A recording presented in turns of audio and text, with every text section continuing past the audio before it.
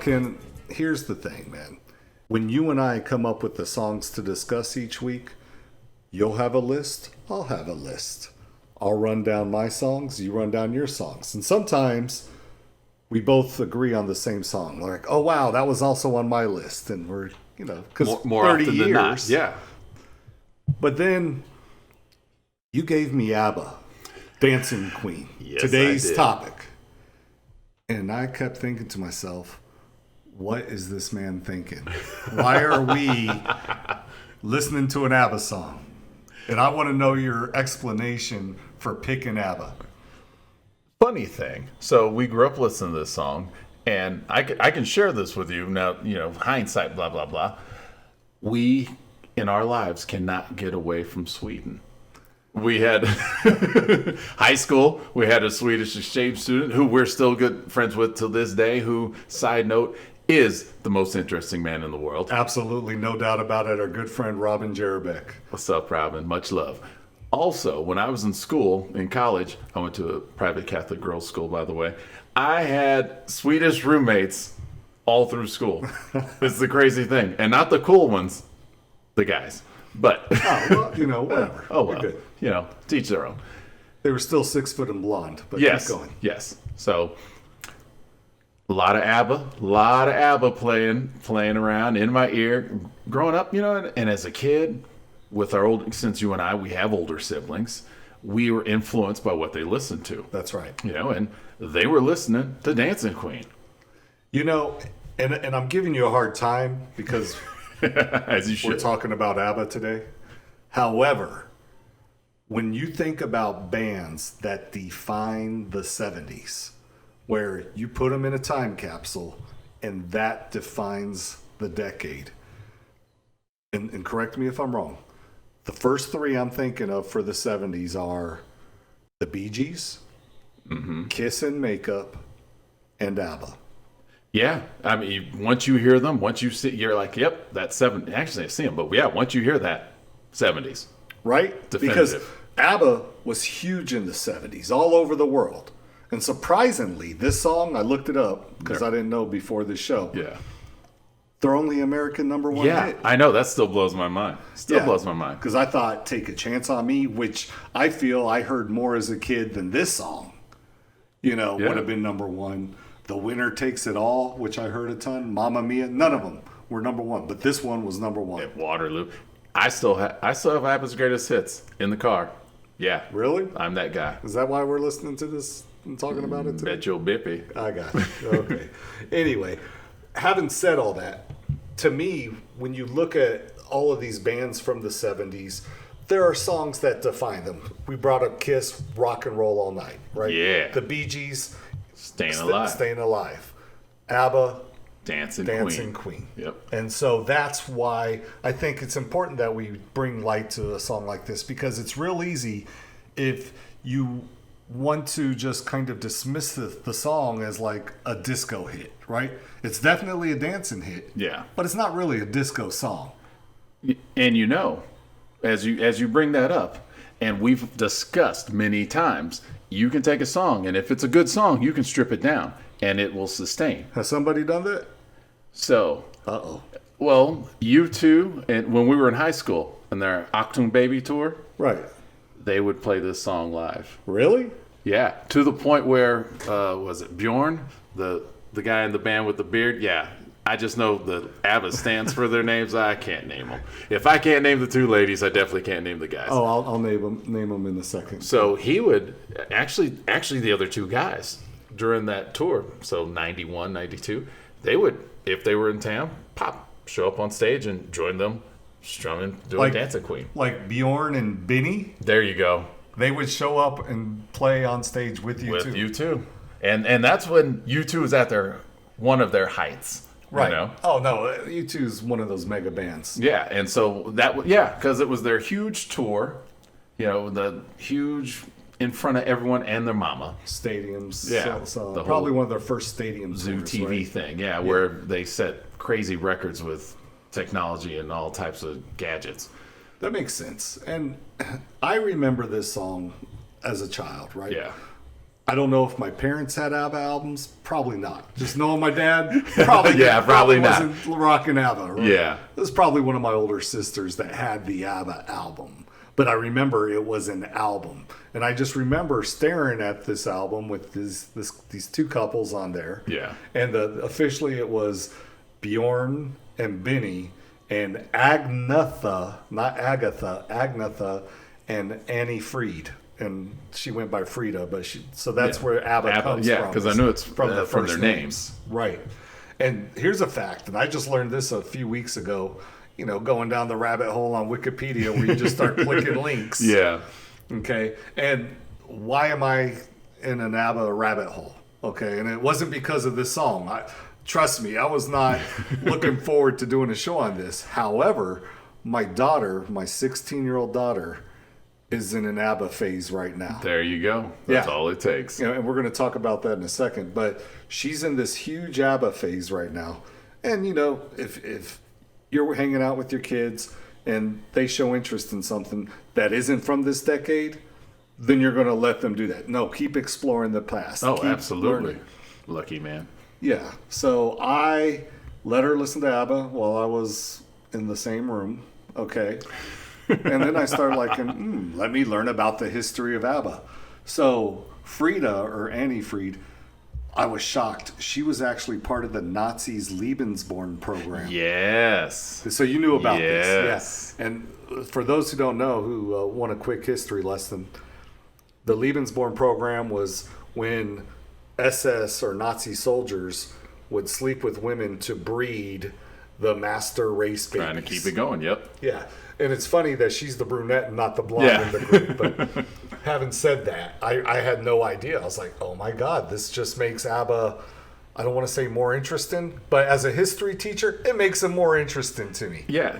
And for us on this side of the pond, and our generation, that's so removed from us. It's like the Beatles didn't happen in our lifetime, so it's so far removed. One thing I like about, as you touch on that, about Europeans, is that they move on. They're so chill as far as, hey, yeah, that was how she got here. Doesn't define her. She's like, no. ABBA defines her. Exactly. Yeah. No, and I love that. And I've been to Europe. I know you've been to Europe too. Yep. I've been to Sweden. I went to go visit Robin. So let me tell the story of going to Sweden. So I had been promising my friend Robin, our friend Robin, I'd been promising him for 25 years that I was going to go visit him in Sweden. And he's like, William, come to Sweden. And that's my voice. That's my foreign voice. That's every country out there. I do the same voice. And I'd been promising him, I'm going to go visit you in Sweden. And, he'd come back to America, come to visit us, come see us and our families. And I'd never been to Sweden. So in 2016, I finally made my way there. Yes, you did. I called him. I'm like, hey, I'm in Europe.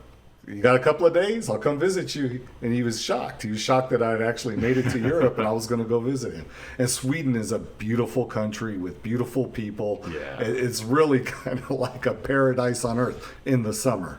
I did not go there in the winter. That whole Arctic cap area in the wintertime, right. I don't recommend it. Yeah, I'm not going there. But so, Ken, we've been talking about Sweden. We've been talking about the members a little bit. What about the music? So, Bjorn, was one of the masterminds behind the band. Side note, one of my college roommates, his mother, from the same village as Bjorn. Was her name Bjorn too? I don't know, but he made sure we knew that fact. Okay. So, I think the men, they are bosses. They're we knew they're masterminds behind the band ABBA, but just the fact that they were able to come up with a song that had the hook up front. That's one thing I noticed when I listened to it. Oh, this starts off with the chorus, Dancing Queen, right? And then you get your verse. Another side note: this is probably the only song that I'm cool with someone singing about a 16-year-old. When I was a kid, I've accepted Paul McCartney only because he was 16. 17. Yeah, 17. Teenager when he was singing the song. So I'm like, okay, you wrote it, you were a kid then.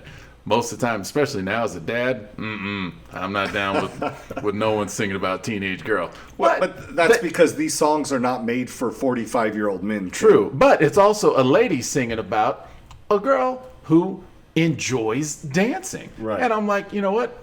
I'm good with this. You know, normally, like, I censor songs, like how your teenage daughter listens to ABBA right now, and I'm like, okay, when I hear music that my kids listen to, I'm listening completely different than I do when I'm listening to music I'm listening to. Right. And it passes my dad test. You know, it has a groove, it moves, it has a beat. There's nothing offensive there. Or as my daughter says, it's a bop. I have no idea what that means. Yeah, no idea what that means. Yeah. But I do think musically, them doing that, setting that chorus, the hook up front, you know, adding the touches of the orchestra sound that you had, because you know that 70s or going into the 70s, Phil Spector's wall of sound, that was still prominent in musicians' minds, you know, people, because even though this does not sound like a Phil Spector song. No, yeah, exactly, not at all. But that still is an influence on people. I think there's a difference here, and we have to distinguish, because Phil Spector was using real musicians. Yeah. That whole wall of sound and the Dancing Queen, that's all a synthesizer, man. Yeah. And that's the great thing about being inspired and influenced, you know, because you can be influenced by someone a completely world away and come up with a product that's completely not like what influenced you. No, I get where you're coming from. And when I listened to this song, I tried to take out that 40 years of this song being pounded into my brain. Gotcha. And dissect each part, right? And what really stood out to me were just the little piano flourishes. Yeah, just a those little fills. touch of the piano that really, to me, that's what makes this song special. Without that, and without the chorus and the catchy melody, right? Then it's just a fun song. But that piano adds that special touch to it, like the cherry on top of the cake. Yeah. Do you disagree with that? No, I don't disagree. You know, and the other thing, and I think this might be my speakers because we've said this on the show so many times. That bass is really popping out of the stereo, man. Yeah, like, no, that bass is driving this song. Right, and the bass and the piano might be the only real instruments on this song. So I don't know, but I say real instruments. Let's not. And the interesting or the funny thing about that, we know there's percussion there. Right. I can't recall it off the top of my head. What sticks out is the bass and the keyboard. Right. And so this was actually, preparing for this show was the first time I had ever read these lyrics. Because I knew the chorus. Yeah. And I knew Friday night and the lights are low. After that, I tuned out, man. Yep. And so when you were talking about 17-year-olds, I'm like, what are you talking about? And then I read it and it says, you can feel the beat from the tambourine. I'm like, I don't hear no tambourine in this song. Where's the tambourine? I want to hear a tambourine. Where's my tambourine? You know, I'm an old soul like that, though. Oh, man. yeah. You know, I imagine someone like Davy Jones banging on his tambourine. I want to see that tambourine, man. There was no tambourine. But having said that, after reading the lyrics, it was a pretty interesting look at like a girl who's just going to the party, to the dance floor, whatever, to go dance. Yeah. And leaving just a trail behind of people that wish they could dance with her. Yeah. Right? And it was pretty neat. And so I didn't think there was any depth at all to these lyrics. And you know, think about that, especially back then when disco was the thing and people are going out. You have this song that says that, hey, I want to be that girl. I want to be the one. I said that. I want to be that girl. Hey, but that's up to you, I man. want You're to be the one that everyone wants to be. Right. Yeah. No, it's a neat. So I can see how that would be an appeal. Yeah. Well, so we know the song has staying power, right? I mean, Oh, absolutely. I mean, absolute staying power. and think about every 20, as we've said before, every 20 years, what was old comes back. So 70s, the song comes out. 90s, U2 brings it back on their Zooropa tour, you know, during their big tour. I just feel like it's never left. It's still, I would say, a staple definitely in skating rinks, man.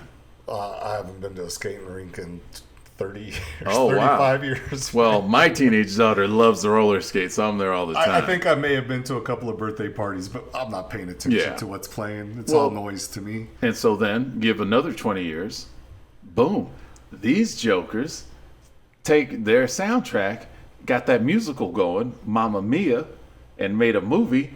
That's true. They did the sequel. So, like I said, bosses laughing, smiling all the way to the bank off of their art. So I love that. I love when artists can bank off of their art.